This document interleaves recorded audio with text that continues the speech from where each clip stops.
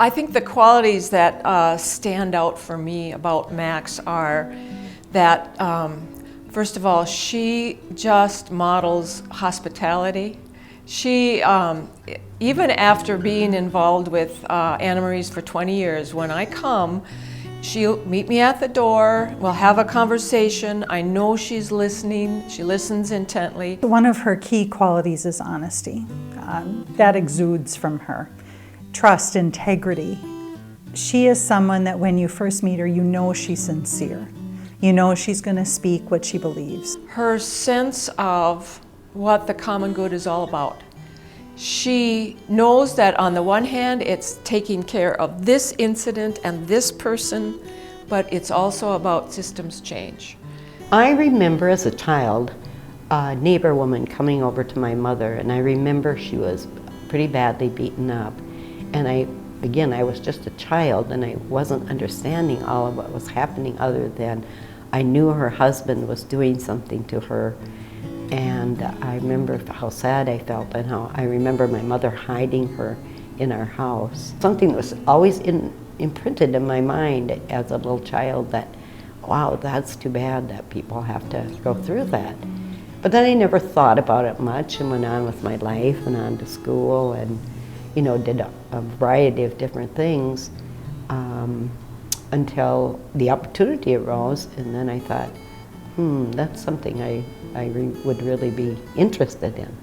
She was one of the key people that was out there really trying to help the community understand what domestic abuse is and isn't, trying to lay out the realities of the dangers of that in our community and what it can mean for families when they're in that kind of chaos and violence.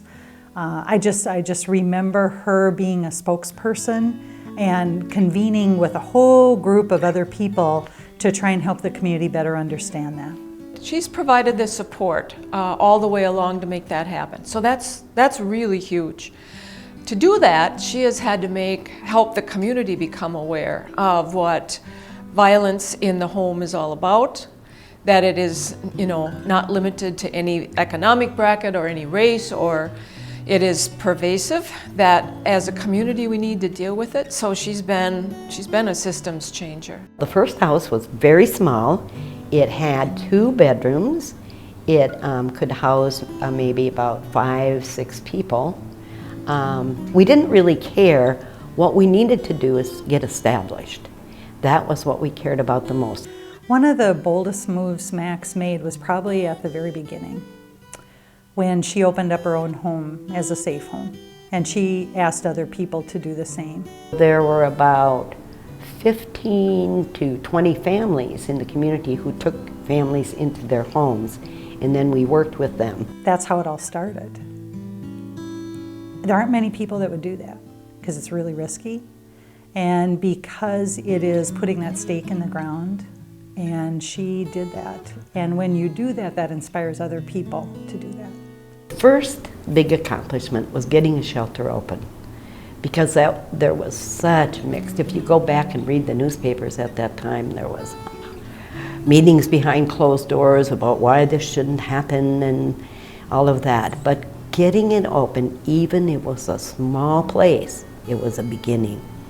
And then the other accomplishments were watching it grow, watching it take hold in the community, a community that needed that service, but wasn't always sure they did, and didn't really know about all their neighbors and what people might be going through. The legacy that Maxine leaves is about the safe spaces in the community, the importance of safe homes, the notion that family violence doesn't have a place in our community, and that we have to continue to be attuned to it, because violence in the home is related to violence in the community and vice versa.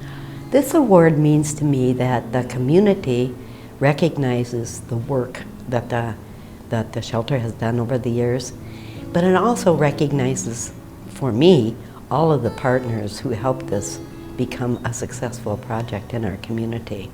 And I am so excited that that can be validated and honored, and because to me then, it encourages people to keep on supporting and keep on giving, because it's a really good cause.